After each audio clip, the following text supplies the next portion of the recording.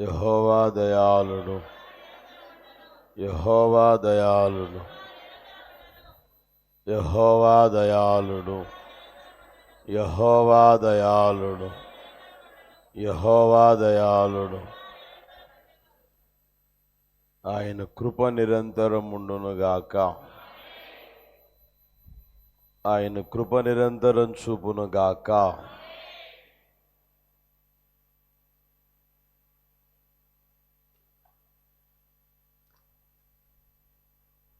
మన ప్రాంతం పట్ల ఆయన కృప నిరంతరం చూపునుగాక.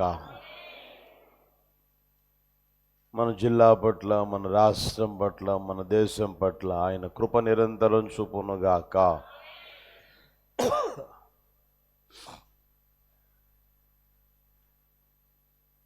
ఎంత బాగున్నారా? ప్రభు క్షేమాన్ని విస్తరింపజేయునుగాక.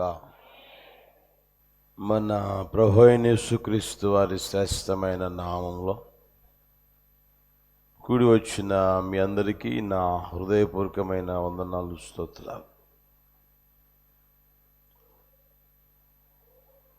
కొరింథీయులకు రాసిన మొదటి పత్రిక, మొదటి అధ్యాయం 31వ వచనం అందరం చదువుదామా? అందరూ. అతిశయించువాడు ప్రభువునందే అతిశయింపవలనని వ్రాయబడినది నెరవేరునట్లు దేవుని మూలముగా ఆయన మనకు జ్ఞానమును, నీతియు, పరిశుద్ధతయు, విమోచనము నాయను. మరోసారి చదువుదామా? అతిశయించువాడు ప్రభువునందే అతిశయింపవలనని వ్రాయబడినది నెరవేరునట్లు దేవుడు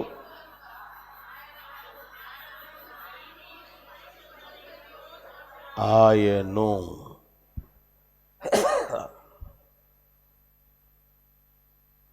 హల్లెలూయా.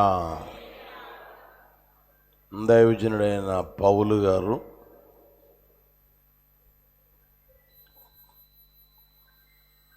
కొరింథీలో ఉన్న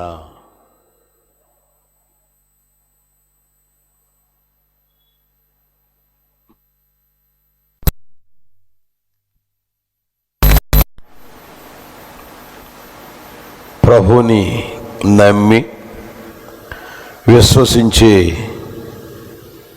యేసయ్య రక్తం ద్వారా పరిశుద్ధపరచబడి పరిశుద్ధులుగా ఉండుటకు పిలువబడితే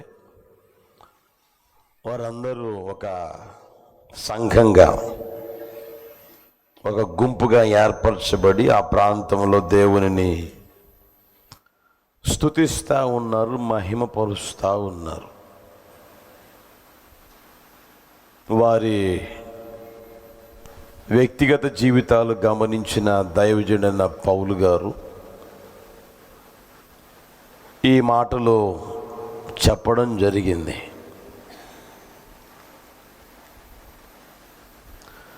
అతిశయించువాడు ప్రభువునందే అతిశయింపవలెను. అతిశయించేవాడు చెప్పండి, ప్రభువునందే అతిశయించాలి అని వారితో చెప్పడం మనం చూస్తూ ఉన్నాం.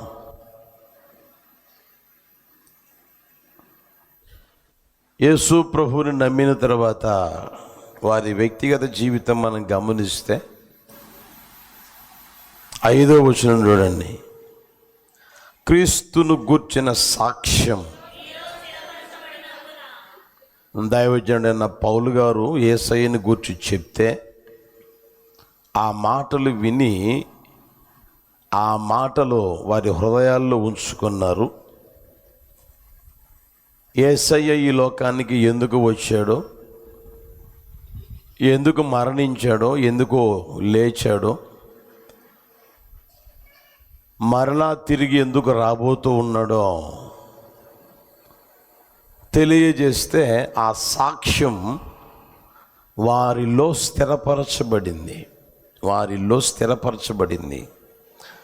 అంత మాత్రమే కాకుండా ప్రతి విషయములోనూ ఆయన సమస్త ఉపదేశం బోధిస్తే ఆ ఉపదేశంలో నిలిచారు. నిలవడమే కాదు, ఆ ఉపదేశంలో వాళ్ళు ఐశ్వర్యవంతులుగా మార్చబడ్డారు. ఉపదేశంలో ఐశ్వర్యవంతులుగా మార్చబడ్డారు. సమస్త జ్ఞానంలో కూడా ఐశ్వర్యవంతులుగా మార్చబడ్డారు. కృపావరములలో లోపము లేని జీవితం జీవిస్తూ ఉన్నారు. ఆ సంఘం కృపావరాల చేత నింపబడి ఉంది. ఆ సంఘంలో ఎంతమంది ఉన్నారో మనకు తెలియదు, కానీ ఆ సంఘం కృపావరాల చేత నింపబడింది. లోపం అనేది లేదు. కృపావరాల యందు లోపం లేదు. ప్రతి ఒక్కరూ కృపావరాల చేత నింపబడి నడిపించబడతా ప్రభు అయిన యేసుక్రీస్తు రాకడ కోసం ఎదురు చూస్తూ ఉన్నారంట. ప్రతిరోజు ఎదురు చూస్తూ ఉన్నారు యేసయ్య రాకడ కోసం. అంత ఆధ్యాత్మికంగా వాళ్ళు ఎదిగిన పరిస్థితులు ఉన్నాయి. ఆధ్యాత్మికంగా ఆత్మ సంబంధంగా నడిపించబడతా ఉన్నారు. రోజులు గడవగా వారి వ్యక్తిగత జీవితాలలో దేవునికి విరోధమైన స్వభావాలు రావడం ఆయన గమనించాడు. మేము పౌలు వారమని, మేము అపుల్లో వారమని, మేము కేఫా వారము అనే భేదాభిప్రాయాలు వారిలో వచ్చాయి. అంత మాత్రమే కదా, అసూయ, కలహాలు, కక్షలు. ఓ ప్రక్క కృపావరాలు ఉన్నాయి, ఓ ప్రక్క ఉపదేశము ఉంది, ఓ ప్రక్క ప్రభు రాకడ కోసం ఎదురు చూస్తాము అంటూ ఉన్నారు. మరో ప్రక్కేమో ఈ భూ సంబంధమైన ప్రకృతి సంబంధమైన స్వభావాల చేత నడిపించబడతా ఉండడం గమనించాడు. ఇంకా మీరు 5వ అధ్యాయం తీయండి. 5వ అధ్యాయం ఆ 2 వచనాలు చూడండి. మొదటి 2 వచనాలు.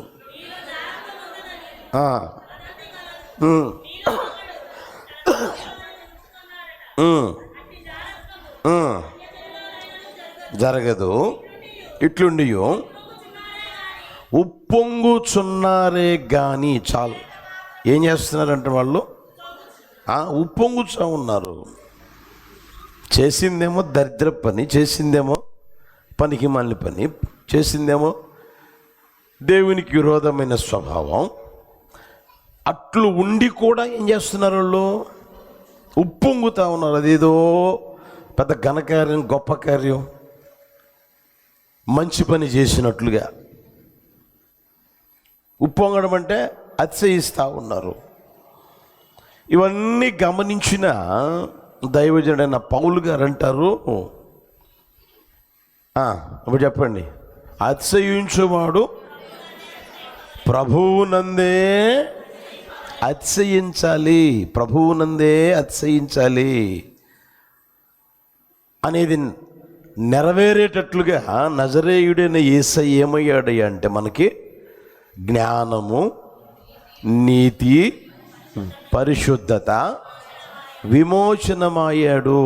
అది నెరవేర్చబడేదానికి మనం ప్రభువునందే అతిశయించాలి అనే మాట నెరవేర్చబడేదానికి యేసు ప్రభువు జ్ఞానముగా, నీతిగా, పరిశుద్ధతగా, విమోచనముగా మారాడు, అయిపోయాడు. గనుక ప్రభువునందే అతిశయించాలి అని వారికి హితోపదేశం చేయడం మనం గమనించగలుగుతా ఉన్నాం. ప్రియమైన వాళ్ళ ఈ రోజును కూడా యేసు ప్రభుని మనం నమ్మాం, విశ్వసించాం.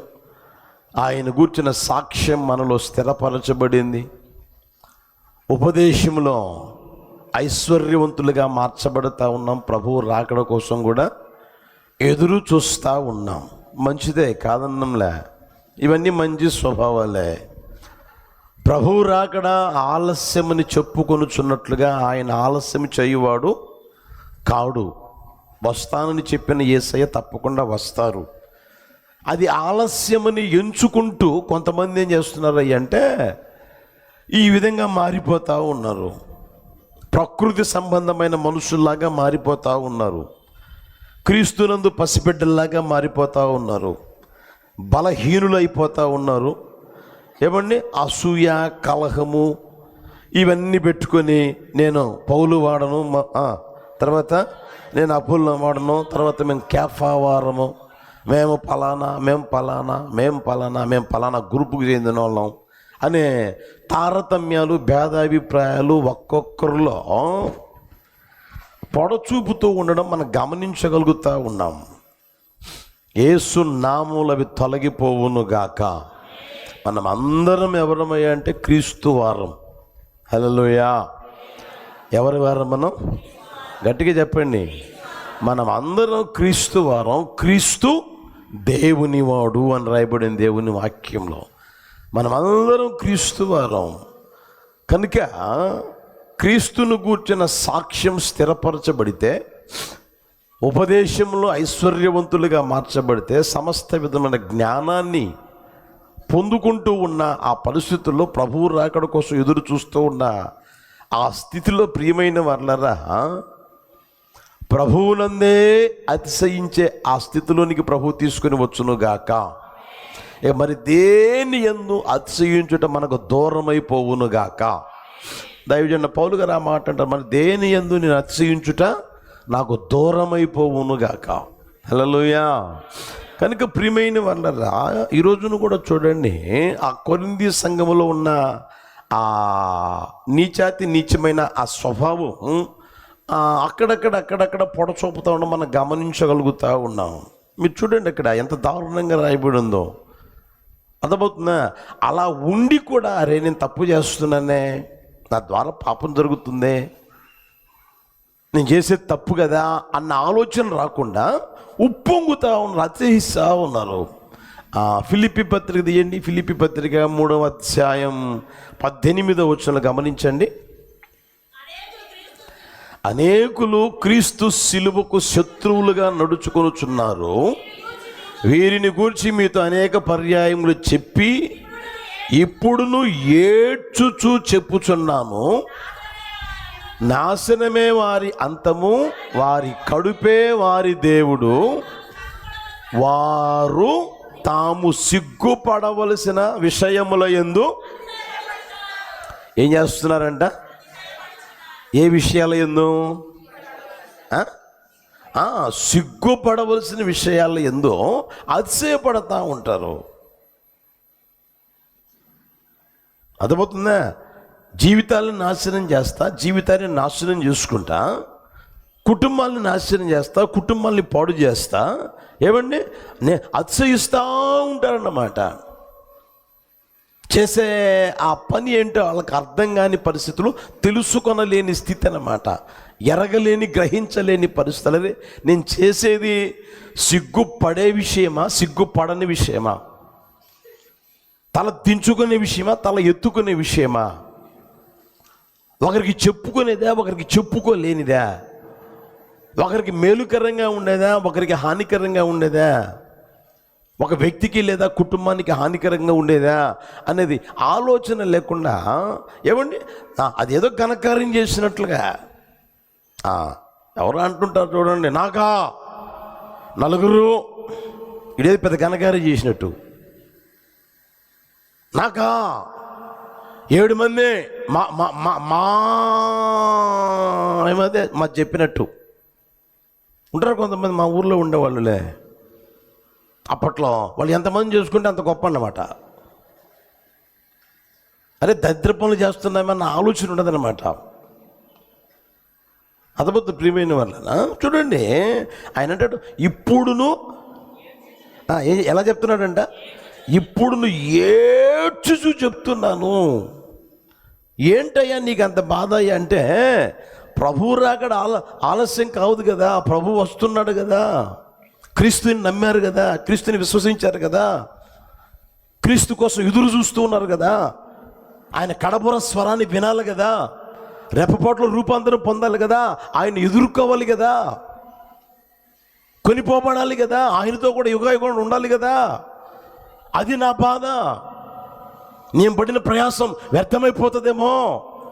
అందుకని ఆయన అంటాడు, సిగ్గుపడాల్సిన విషయాల యందు మీరు, చెప్పండి గట్టిగా, అతిశయపడుతున్నారే, సిగ్గుపడవలసిన విషయములు యందు అతిశయపడుతూ ఉన్నారే అని చెప్తా ఉన్నాడు ప్రియమైన వాళ్ళ. కనుక ఒకవేళ అలాంటి విషయాల్లో నువ్వు అతిశయిస్తూ ఉంటే యేసు నామములో దూరమైపోవుదువుగాక. హల్లెలూయా. ఇంకొక మాట కూడా చూడండి, 20వ కీర్తన 7వ చరణం గమనించండి. 20వ కీర్తన 7వ చరణం. కొందరు రథములను బట్టి, కొందరు గుర్రములను బట్టి, ఏంటంట, ఏంటిని బట్టి? వాళ్ళకి కాస్త రథాలు ఉన్నాయంట, వాళ్ళకి కాస్త గుర్రాలు ఉన్నాయి. అర్థమవుతుందా? కాస్త డబ్బు ఉంది, కాస్త ఆస్తి ఉంది, కాస్త అంతస్తు ఉంది, లేకపోతే మంది బలం ఉంది, కండబలం ఉంది, మార్బలము ఉంది, తర్వాత ధన బలము ఉంది, అధికార బలము కూడా ఉంది, అధికార బలం కూడా ఉంది. వాటిని బట్టి ఏమండి, నాకా వాళ్ళు తెలుసు, నాకా వీళ్ళు తెలుసు, నాకా వాళ్ళు తెలుసు, వీళ్ళు తెలుసు. అర్థమవుతుందా? నాకు అంత ఉంది, నాకెంత ఉంది, నా ఆస్తి ఎంతో తెలుసునా. అర్థమవుతుందా? కావాలంటే దేవుడు కానీ ఇస్తే, దేవుడు ఇస్తే, ఇప్పటికే 10 ఏళ్ళకి 10 ఉంగరాలు పెట్టున్నాడు, దేవుడు ఇంకొక 10 ఉంగరాలు ఇస్తే ఆ 10 ఏళ్ళకు కూడా నేను ఉంగరాలు పెడతా.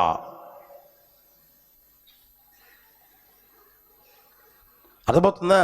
నాకు అంతుంది, ఎంతుంది, ఎంతుంది అనే ఆ మాటలు కూడా ఈ రోజున మనం వినగలుగుతాం. ఎందుకంటే వాళ్ళకున్న గుర్రాలు, వాళ్ళకున్న, చెప్పండి, రథాలు. దేవుడు ప్రియమైన వర్ణన ఎంత ఆస్తి ఇచ్చినా, ఎంత డబ్బు ఇచ్చినా, ఎంత ఐశ్వర్యవంతులుగా చేసినా, ఏమండి, వాటిల్లో మనం ఏ రోజు అతిశయించకుందుము గాక. హల్లెలూయా. ఇంకొక మాట కూడా చూస్తారా? 9:23 చూడండి. ఇర్మియా పుస్తకం 9:23. ఇర్మియా పుస్తకం 9:23.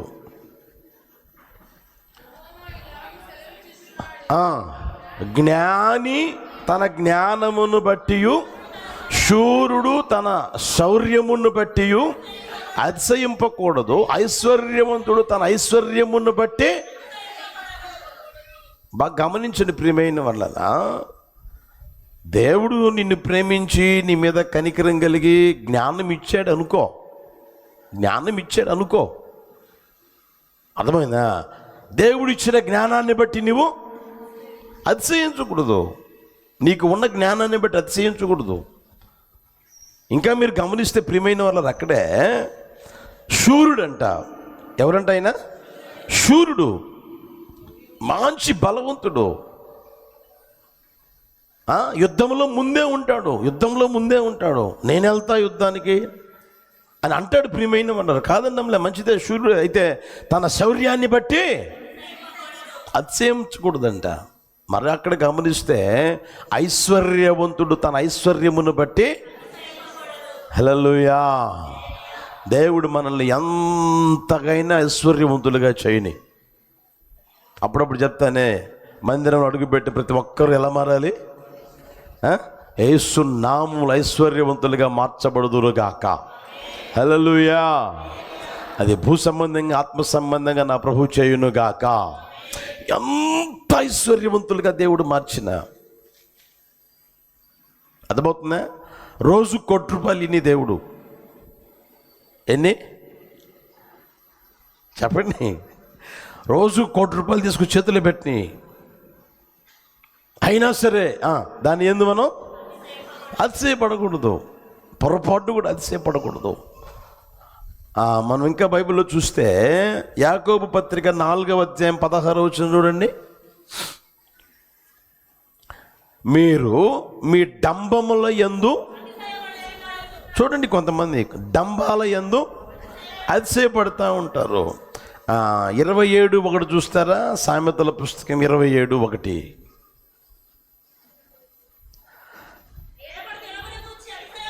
రేపటి దినమును గూర్చి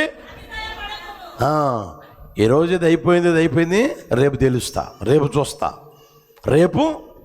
రేపు చూస్తా, రేపు తేలుస్తా, నీ అంతుది రేపు తెలుస్తా. అసలు రేపు నువ్వు ఉంటావో ఉండవో తెలీదు. నా బైబిల్లో ఉందా లేదా? రేపటి దినమును గురించి నీవు ఏ దినమున ఏం జరుగుతుందో తెలీదు. రాత్రి మాట్లాడాడు, రాత్రి ఏమండి ఇద్దరు కలిసి బిర్యానీ తిన్నారు, ఇద్దరు కలిసి మాట్లాడుకున్నారు. ఆ వ్యక్తి వచ్చి ఇంటి దగ్గర వదిలిపెట్టాడు, ఈ వ్యక్తి ఇంటికి వెళ్ళాడు, భార్యతో మాట్లాడాడు, తర్వాత శుభ్రంగా పడుకున్నాడండి. ఇక మళ్ళీ తెల్లసరికి లేవలా.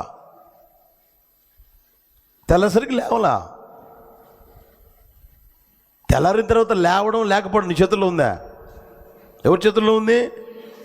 జీవ మరణాలు ఎవరి చేతుల్లో ఉన్నాయి కదా. అందుకని ప్రియమైన వాళ్ళరా, రేపటి దినాన్ని గూర్చి కూడా మనం అతిశయపడకుందుము గాక. హల్లెలూయా. ఈ విషయాల యందు ఎవరు అతిశయిస్తూ ఉంటారో తెలిసినా అక్కడే ఒక మాట చూపిస్తాను, చూస్తారా? 30వ అధ్యాయం 32వ వచనం చూడండి. సామెతల పుస్తకం 30వ అధ్యాయం 32వ వచనం. నీవు బుద్ధిహీనుడవై అతిశయపడి ఉన్న ఎడలా. చాలు ఎందుకు ఇంకా అవన్నీ ఎందుకు? ఇంకా ఎవరు అతిశయపడతారంట? కనుక మన వ్యక్తిగత జీవితంలో బుద్ధిహీనంగా ప్రవర్తించకుందుము గాక, బుద్ధి కలిగిన వారమే జీవించుదుము గాక. అట్టి కృప యేసు నామములో ప్రతి ఒక్కరి మీద ఆయన కుమ్మరించును గాక. హల్లెలూయా. బుద్ధిహీనులు ఆ పైవాటి యందు ఏమండి అతిశయిస్తూ ఉంటారు. రేపటి దినమును గూర్చి, డంబాల గూర్చి, రథాల గూర్చి, తర్వాత గుర్రాల గూర్చి, జ్ఞానాన్ని బట్టి, శౌర్యాన్ని బట్టి, ఏమండి ఐశ్వర్యాన్ని బట్టి అతిశయిస్తూ ఉంటారు. అయితే అవన్నీ ఒక క్షణములోనే నిర్మూలమైపోయాయి. అర్థమవుతుంది ప్రియమైన వాళ్ళరా? అందుకనే దైవజన పౌలు గారు వాళ్ళకి చెప్పిన హితోపదేశం ఏంటంటే, ఒరే అతిశయించేవాడు, చెప్పండి గట్టిగా, అతిశయించేవాడు ప్రభువునందే అతిశయించాలి. హల్లెలూయా. కీర్తనలో ఒక మాట చూపిస్తాను చూడండి, 44:8. కీర్తన 44:8. అందరు చదవండి ఆ మాట, అందరూ చదవాలి. వెనక కుర్చీలో ఉన్నవారు కూడా పైన అందరు చదువు, గట్టిగా చదవండి. దినమెల్లా మేము దేవుని యందు అతిశయపడుచున్నాము. దినమెల్లా దేవుడు ఒక రోజు నీకు ఇస్తే ఆ దినమెల్లా దేని యందు అతిశయపడాలి? ఎవరి యందు?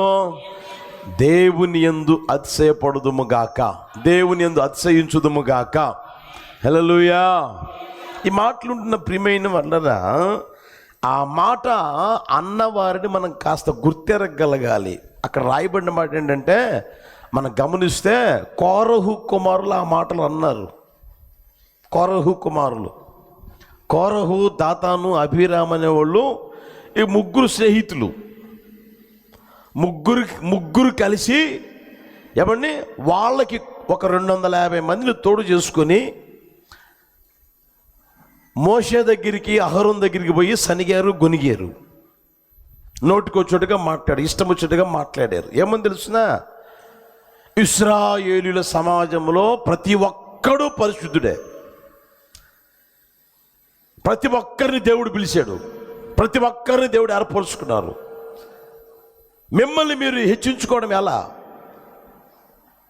మీరు ఎలా ఐగుప్తు దేశం నుంచి అయితే విడుదల పొందారో మేము కూడా ఐగుప్తు దేశం నుంచి విడుదల పొందాం. మీరు ఎలా ఎర్ర సముద్రాన్ని దాటారో మేము కూడా ఎర్ర సముద్రాన్ని దాటాం. మీరు ఎలా దేవుని మహిమను చూశారో సీనాయి పర్వతం మీద మేము కూడా దేవుని మహిమను చూసాం అని కాస్త ఎదిరించి మాట్లాడడం జరిగింది, ధిక్కరించి మాట్లాడడం జరిగింది. నాయకులకి, ఆ తర్వాత యాజకులకి. ప్రియమైన వాళ్ళరా, దేవుడు చూసి విని ఒక్కసారి ఏమన్నాడంటే మోషేతో, మోషే 6 గుడారాలు ఉన్నాయా, ఎక్కడున్నాయో అక్కడి నుంచి ప్రజలు దూరంగా పొమ్మని చెప్పు అన్నాడు. ఎప్పుడైతే దూరంగా పొమ్మని చెప్పాడో భూమి నెరలు విడిచి వారు మృంగి వేసిందంట. భూమి నోరు తెరిచి మృంగి వేసింది. ప్రియమైన అన్నారా, చూడండి, నోవాహు కుటుంబీకులు, క్షమించండి, కోరహు కుటుంబీకులు, దాతాను ఆ కుటుంబీకులు, ఏమండి అబీరాము ఆ కుటుంబీకులు, వాళ్ళకి సంబంధించిన గుంపు, వాళ్ళకి సహకరించిన వారు అందరినీ నోరు తెరిచి మింగింది. ఆ మృంగి వేయబడినప్పుడు ఈ కోరహు కుమారులు చనిపోలా. సంఖ్యాకాండం అందిస్తారా? చూడండి, సంఖ్యాకాండం 26వ అధ్యాయం 10వ వచనం. 26వ అధ్యాయం 10వ వచనం.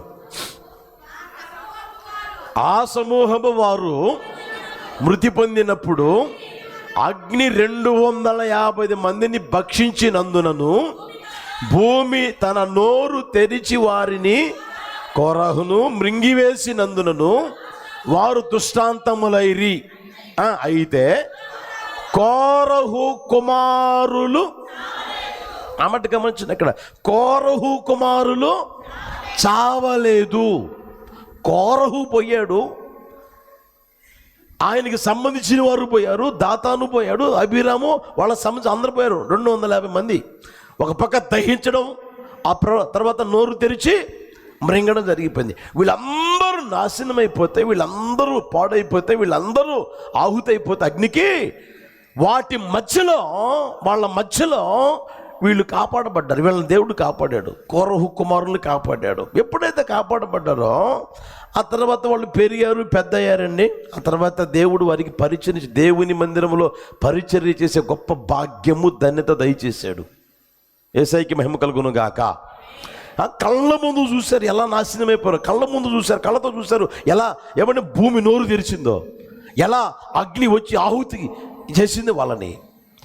అలాంటి పరిస్థితుల మధ్యలో ఎప్పుడైతే వీళ్ళు కాపాడబడ్డారో ఆ రోజు నుంచి కృతజ్ఞత కలిగి, భయము భక్తి కలిగి, ఏమండి దేవుని సన్నిధిలో బహు జాగ్రత్తగా జీవితాల్లో కొనసాగించుకుంటూ ఉంటే వాళ్ళని దేవుడు ప్రేమించి దేవుని మందిరంలో పరిచర్య ఇచ్చాడు. హల్లెలూయా.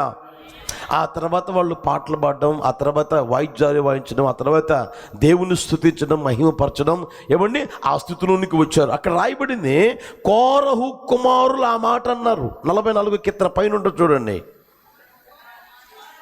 కోరహు చేసిన ఆ మాట గమనించండి, అర్థమవుతుందా? ఇప్పుడు వాళ్ళు అన్న మాట అని తెలిసిన, మేము దినమెల్లా ఏంటంట, మేము దినమెల్లా, మనం ఏం చేస్తాం దినమెల్లా? చెప్పండి, తిని నిద్రపోమంటే నిద్రపోతాం కదా, వ్యవహారం చేయమంటే వ్యవహారం చేస్తాం, ఇబ్బంది ఏం లేదు. 24 గంటలు ఎక్కడి నుంచి వస్తే నాకు అర్థం కాదు. నాకు మాట్లాడాలంటే భయం.